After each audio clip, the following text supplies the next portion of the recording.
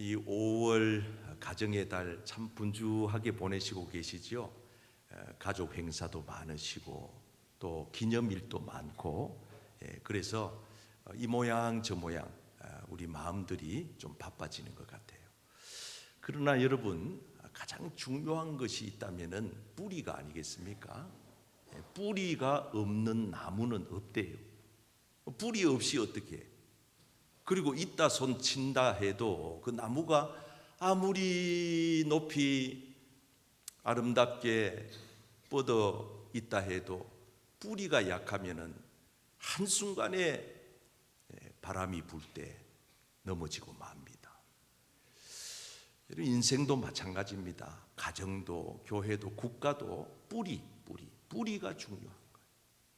하나님은 우리에게 뿌리를 주셨는데 그게 가정이에요. 가정. 여러분, 가정에도 자녀들이 부모 없이 이 땅에 존재하는 자녀가 어디 있어요? 그래서 우리 자녀들은 그 부모님이라고 하는 큰 그 울타리 속에서 우리가 이렇게 오늘까지 살아온 거 아니겠어요? 그러다가 또 이제 우리는 어느 날 부모가 되고 또 우리 자녀들을 그렇게 또 돌보고 그렇게 살다가 천국 가는 거죠.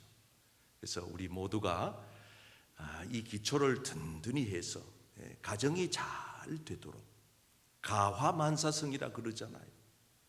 그럼 저는 경험을 해봐서도 알지만은 가정이 좋아야 편안하고, 가정이 행복하고 화목하고 사랑으로 온 식구들이 똘똘 뭉쳐 있어야 그 집안에 가장이 사업을 하면은 사업도 잘 되고, 그 집안에 가장이 직장을 가면은 직장의 일도 집중이 잘 되고, 그러니까 나가서도 고임을 받고 대우를 받고 인정을 받고, 자녀들도 그런 폰한 가정에서, 사랑이 넘치는 가정에서 자라난 자녀들은 학교에 가가지고 공부에 집중이 잘 되고 성적이 올라가고, 그들이 사회로 나가면은 사회 적응을 잘하고, 회사에 가면은 회사 직원들에게, 직장 상사에게 인정을 받고, 그게 출발이 어디냐? 가정이란 말이에요.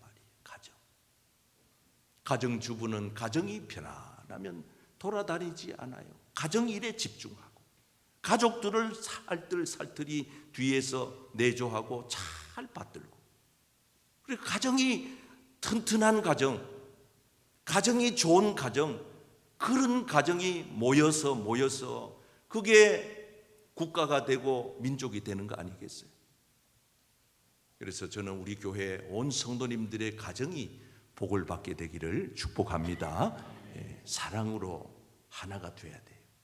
사랑으로 하나가 되고 모든 걸 덮어주고, 서로 믿음 안에서 서로 사랑하면서 서로 소망 가운데 주님께 갈 때까지 사랑과 믿음과 소망을 가지고 여러분 모든 가정들이 행복의 꽃이 피어나기를 축복합니다. 옆 사람에게 행복한 가정 되세요. 행복한 가정은 서로 사랑하면 됩니다. 정말 그렇게 되시기를 축복합니다. 여러분, 우리 예수님은요, 우리 예수 믿는 사람 한 사람이 행복하게 사랑하면서 살아가기를 원하고 계시는 줄 믿습니다. 예수님 한번 떠올려 보세요. 생각을 이렇게 하면 무슨 생각이 나요? 그럼 예수님이 우리를 얼마나 사랑하셨으면, 당신께서 십자가에서 피와 물을 다 쏟아내시면서 너 하나 내가 살리겠다고, 너 하나를 저 지옥의 불구덩이에서 건져내겠다고, 예수님께서는 우리를 얼마나 사랑하는지, 당신의 생명값하고 우리를 구원하는 값하고 바꿔놨다 이 말이에요. 그래서 여러분, 구원받은 하나님의 자녀들은요, 이 세상에 구원받지 않는 사람들처럼 살면 절대 안 됩니다. 예수님은 우리를 구원해 놓으시고 우울하게 인상 찌푸리면서 근심하면서 걱정하면서 마음에 무거운 짐을 짊어지면서 힘겹게 살라고 우리를 구원하신 게 아니에요. 어렵고 힘들지만은 저 영원한 천국을 바라보면서 우리가 가서 살게 될 영원한 집, 저 천국, 하나님 아버지가 계시는 거기를 바라보면서 이 땅에서의 삶이 어차피 어렵고 힘들다면은 저 영원한 하늘나라 바라보면서 잘 이기면서 잘 살아가라고, 믿음 가운데 사랑으로 살아가라고 여러분, 저와 여러분들을 구원해 놓으신 줄 믿습니다. 그래서 여러분, 우리가 이 땅에 짧은 생에 살다가 가잖아요. 정말 예수 안 믿는 사람보다가 다르게 살아야지요.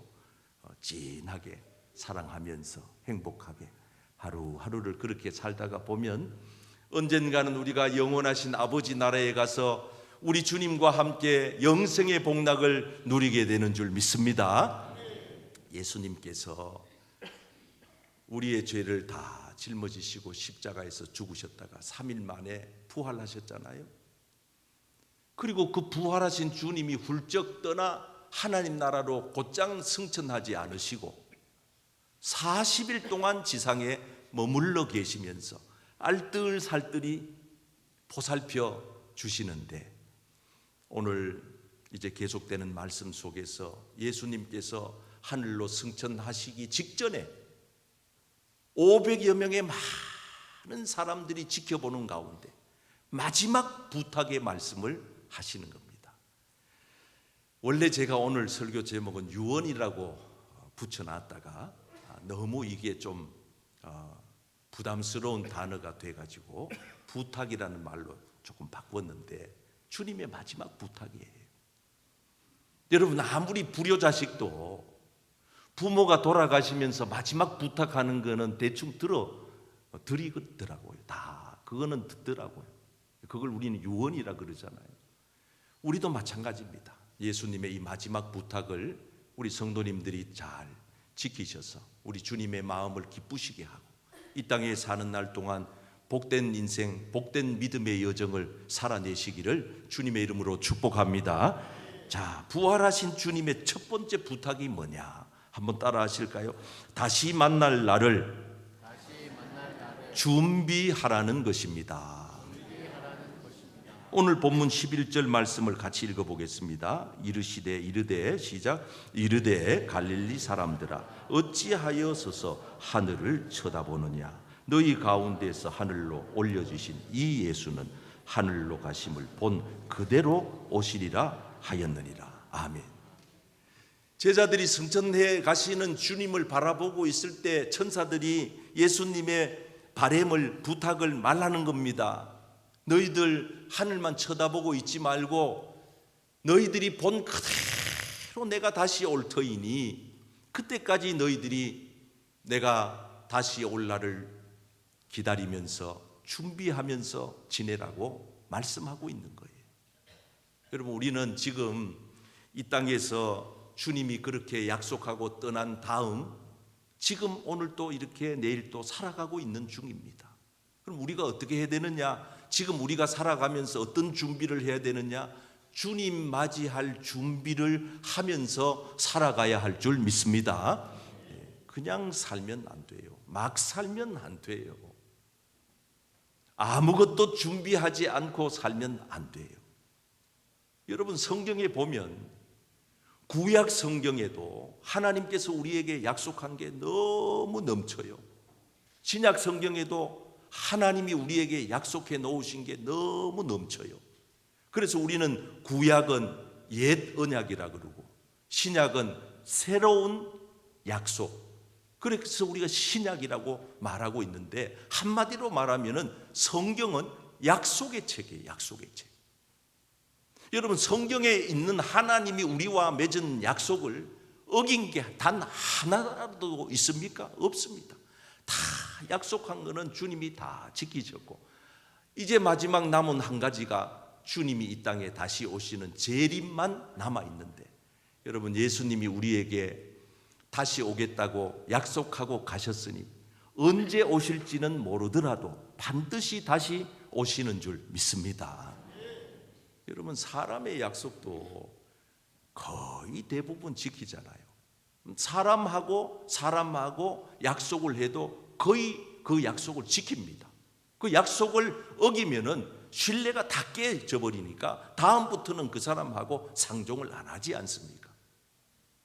이번에 우리 교회가 새생명 전도 축제를 일찍 시작하면서 정말 우리 대한민국에서 굉장히 은혜스러운 찬양단을 우리 교회가 모시잖아요.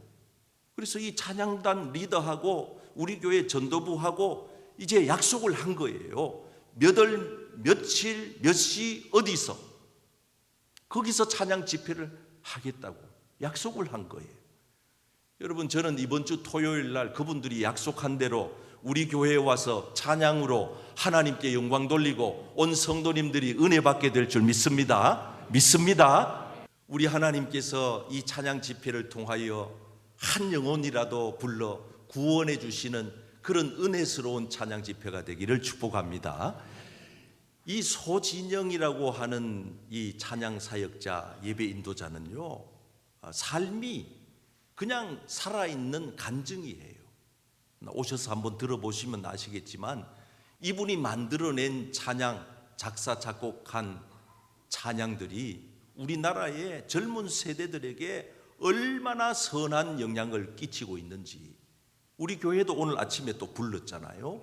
얼마나 은혜스러운 곡들이 많은지 몰라요. 그런데 그 은혜스러운 곡들이 하늘에서 뚝 떨어진 게 아니고 이분이 인생의 가장 어려운 밑바닥에 떨어졌을 때, 정말 절벽 아래로 곧 떨어질 것 같은 그런 위기 속에 있을 때, 그때마다 하나님이 메시지를, 영감을 주셔서 그 가사를 받아 적어 만들어내놓은 노래들이에요.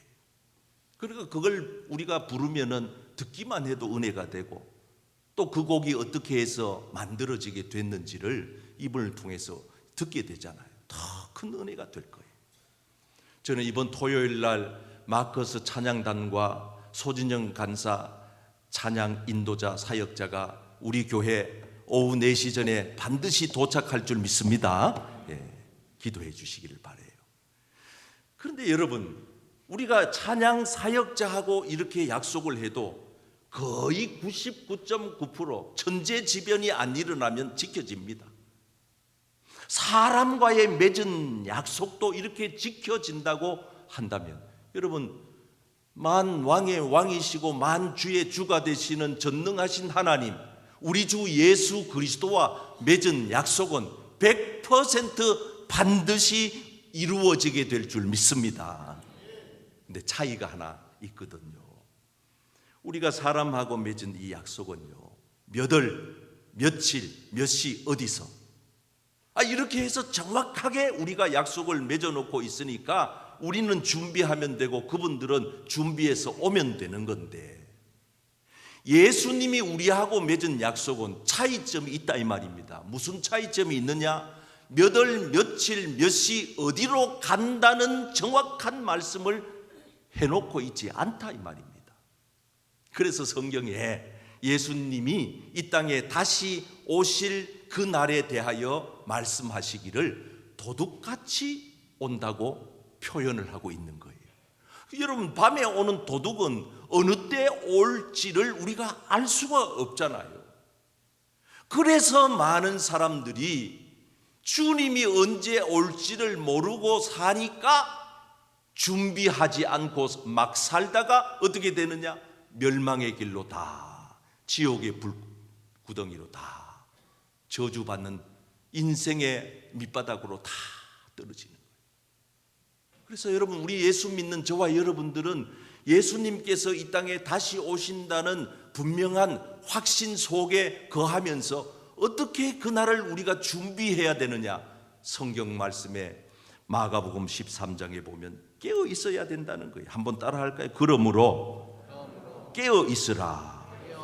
예수님이 언제 올는지 정확한 날짜, 시간, 장소를 모르니까 우리는 항상 영적으로 깨어 있다가 영적으로 기도하다가, 영적으로 예배드리다가, 영적으로 교회 다니다가, 믿음으로 살아가다가 언제 주님이 오시더라도 부끄러움이 없이 그 주님을 맞이하게 되는 은혜가 있기를 축복합니다. 그래서 우리가 꾸준하게 교회 다녀야 돼요. 들쭉날쭉하면 안 되고, 기도도 꾸준하게 하고, 믿음 생활도 꾸준하게 하고, 그렇게 하다가 보면 어느 날 우리가 이 땅을 떠날 때에 천국에서 눈뜰 날이 올 것이고, 또 그때까지 주님이 만약에 오신다고 하면 우리 주님 구름 타고 오실 때에 두 손 높이 들고 주님을 환영하고 그분에게 이끌림 받아서 우리 모두도 들림 받아 천국에 들어가게 될 줄 믿습니다. 두 번째, 부활하신 주님의 부탁은 따라 하시겠습니다. 삶의 현장에서 최선을 다하라는 것입니다. 오늘 본문 12절 말씀입니다. 시작. 제자들이 감람원이라 하는 산으로부터 예루살렘에 돌아오니 이 산은 예루살렘에서 가까워 안식일에 가기 알맞은 길이라. 아멘. 여러분, 제자들이 승천하시는 주님을 500여 명의 많은 성도들과 함께 지켜보고 있을 때 우리 주님은 천사들을 통하여 말씀하십니다. 이제는 너희들의 삶의 현장 예루살렘으로 돌아가라. 여러분, 놀라운 말씀입니다. 이 말씀에 입각하여 제자들은 자기들의 삶의 자리로 돌아온 것입니다. 그리고 삶의 자리로 돌아와서 그들이 맨 먼저 한 일이 뭐냐? 가룟 유다가 예수님을 배반하고 그리고 양심의 가책을 느껴 목매어서 자결한 이후 비어진 그 제자의 공석된 그 자리를 기도하면서 모든 사도들이 제비를 뽑아서 마띠아라고 하는 제자를 충원하는 일부터 시작을 합니다. 여러분, 저들은 삶의 자리로 돌아와서 성심성의껏 자기들이 무엇을 해야 하는지를 알았고 그 하는 일에 있어서 최선을 다해서 성실하게 일을 함으로써 주님이 언제 다시 오시더라도 부끄럽지 않게 주님을 맞이할 준비를 했던 것입니다. 그래서 여러분, 저와 여러분들도 마찬가지입니다. 예수님께서는 오늘 저와 여러분들을 이 땅에 불러놓고 아직은 우리가 삶의 현장에서 머물러 있지만은 머물러 있는 요 시간 동안 우리가 어떻게 살 것인가? 여러분, 우리 예수 믿는 사람들은 삶의 현장으로 들어가서 어떻게 살아야 하나? 하나님은 사도 바울을 통하여 우리에게 세 가지 자세를 가르쳐 줍니다. 첫째, 눈가림으로 살지 말라는 거예요. 사람의 눈치로만 보고 살지 말라는 거예요. 여러분, 예수 믿는 사람들은 적어도 사람을 상종하는 이가 아닙니다. 하나님을 상대하는 자예요. 천지 만물을 다 지으시고 우리의 오장육부 심장 폐부까지 다 들여다 보시는 하나님을 상대하기 때문에 저와 여러분들은 사람 눈치 보지 말고 하나님 눈치 보면서 살아가기를 축복합니다. 사도 바울이 살던 당시에는 주인은 거의 몇 퍼센트 안 되고 대부분의 사람들이 노예 생활을 했단 말이에요. 어떤 학자는 70%의 사람들이 노예로 살았다 그래요. 그래서 노예된 사람들이 크리스찬이 됐을 때 노예로서, 직장인으로서, 상사를 모시는 사람으로서 어떻게 사회생활을 해야 하나님을 믿는 사람들의 올바른 자세인가? 그 첫 번째가 눈가림을 하지 말라는 거예요. 여러분, 예수 잘 믿는 사람들은요, 회사에 가서 사장 눈치 안 봐요. 왜? 하나님을 눈치 보기 때문에 사장 눈치 볼 필요가 없어요. 왜? 성실하게 사니까. 그래서 두 번째, 성실한 마음으로 그랬습니다.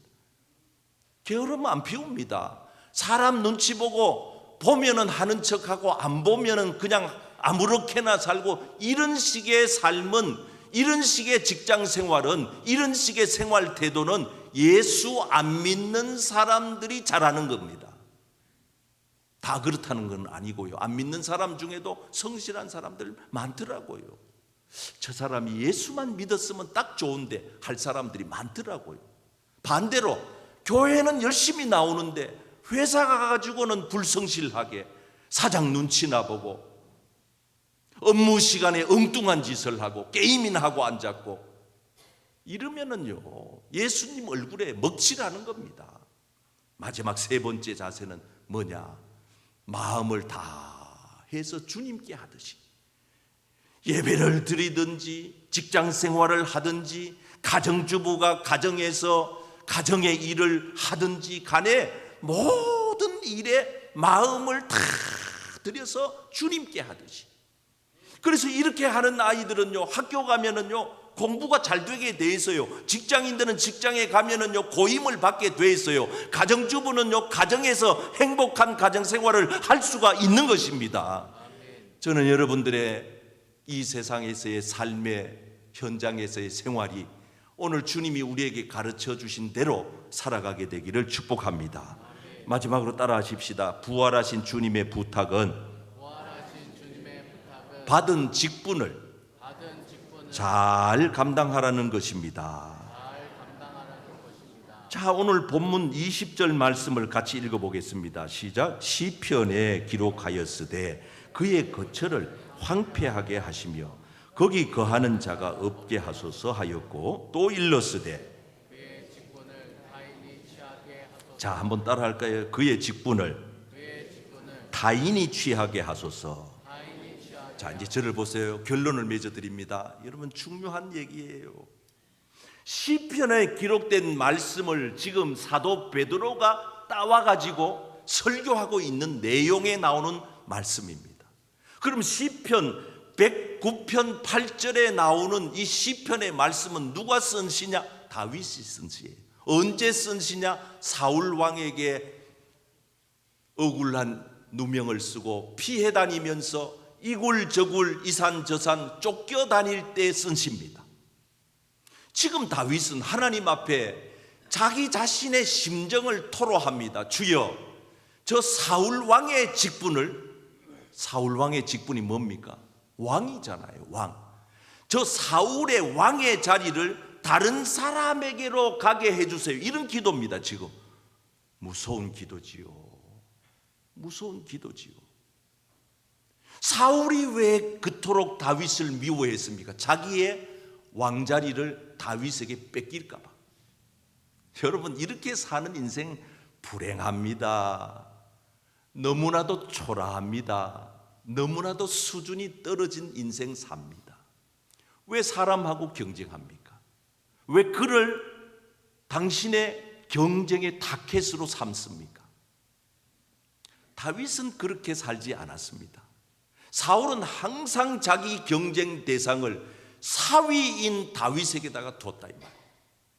그래서 늘 불안한 겁니다. 이 왕자리를 탐내는 다윗, 저거 죽여야 되는데, 그래야 내가 발 펴고 자는데, 밤낮 그러니 허송세월 다 보내버리고 그 국력을 다 소비해버리고, 여러분 외교를 하는데, 국방을 튼튼히 하는데 블레셋을 쳐부수고 애굽을 쳐부수고 아수르를 물리치는 데다가 국방력을 집중해야 되는데, 안에 있는 다윗 한 사람을 죽이겠다고 모든 국력을 소진하고 있으니 얼마나 불쌍한 사람입니까?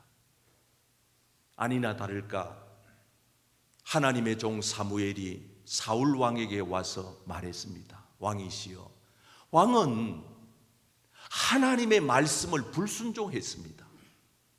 하나님의 말씀을 듣지 아니하셨으므로 하나님께서는 오늘부로 사표 내라고 했습니다. 당신을 오늘부로 이 왕의 자리에서 쫓아냅니다. 그러면서 사무엘이 마지막에 가슴 떨리는 얘기를 덧붙입니다. 하나님께서 당신을 왕으로 세운 것을 후회하고 계십니다. 후회한다는 거예요. 여러분, 저와 여러분들이 예수 믿는 거 하나님 마음 아프게 하면 안 됩니다. 하나님이 우리를 선택하고 예수 그리스도의 십자가로 그 피로 우리의 죄를 용서해 주시고 성령 안에서 거듭난 새 사람 새 피조물 영원한 하나님 나라 시민으로 만들어 주신 그 하나님에게 존귀 영광 기쁨을 드리며 살아가기를 축복합니다. 하나님 얼굴에 석삼자 내천자 그리게 만들면 안 돼요. 가룟유다는 누굽니까? 가룟유다는 예수님을 따라다니면서 목숨 다해 주님을 위해 살겠다고 다짐했던 제자입니다. 어떻게 됐습니까? 악한 원수마귀 사탄이 와서 그의 마음을 헤집고 들어가서 예수 팔아라, 선생 팔아라, 돈 줄게, 돈 줄게. 그래서 은 30을 받고 예수님을 그토록 사랑하고 예수님 위해 목숨까지 다 바치겠다던 가룟유다가 한순간에 돌변해가지고 예수님을 팔아먹고 그거 양심의 가책을 느껴가지고 은 30 단 한 푼도 써보지도 못하고 대제사장들에게 집어 던져놓고 양심의 가책을 이기지를 못해 산 위로 올라가 줄 달고 목매어서 자기를 해서 오늘 성경에 보면은요 리얼한 얘기를 써놓잖아요.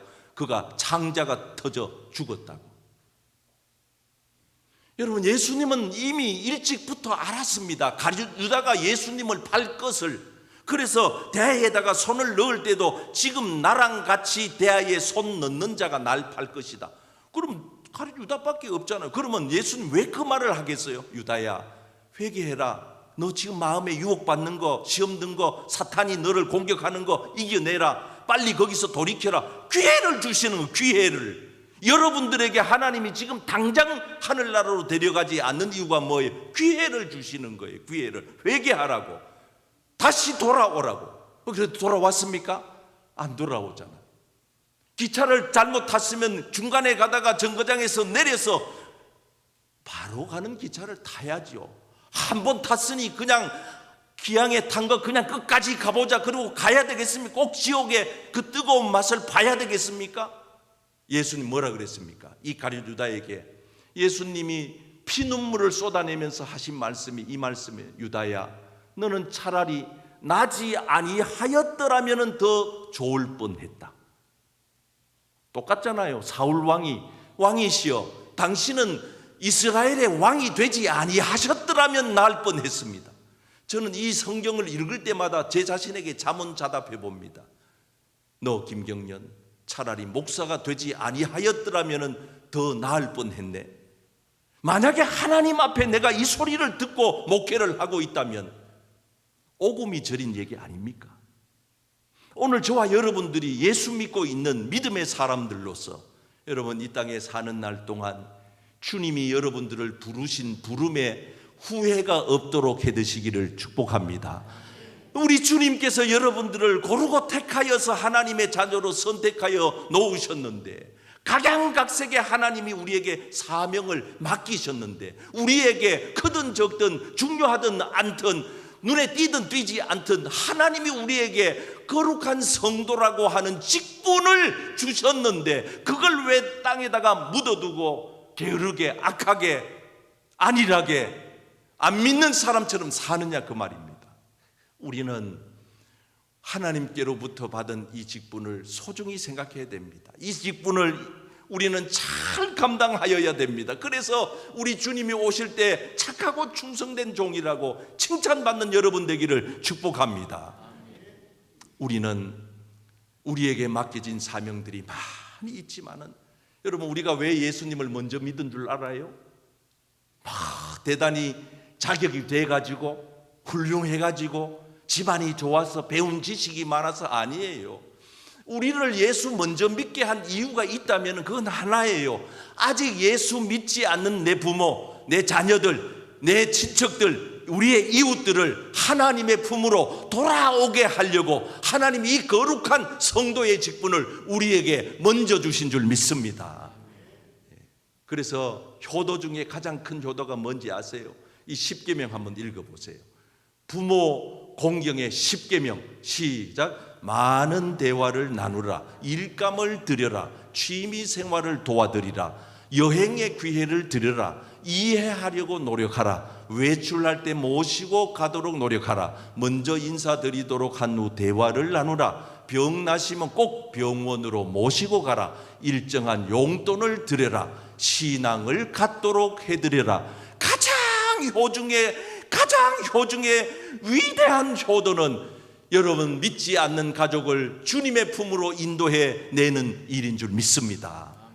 그래서 저도 우리 부모님, 우리 엄마는 10년 만에 기도해서 교회 나왔고요, 우리 아버지는 15년 만에 기도해서 응답받았거든요. 여러분 가정, 여러분 때문에 구원 얻는 가정 되기를 축복합니다.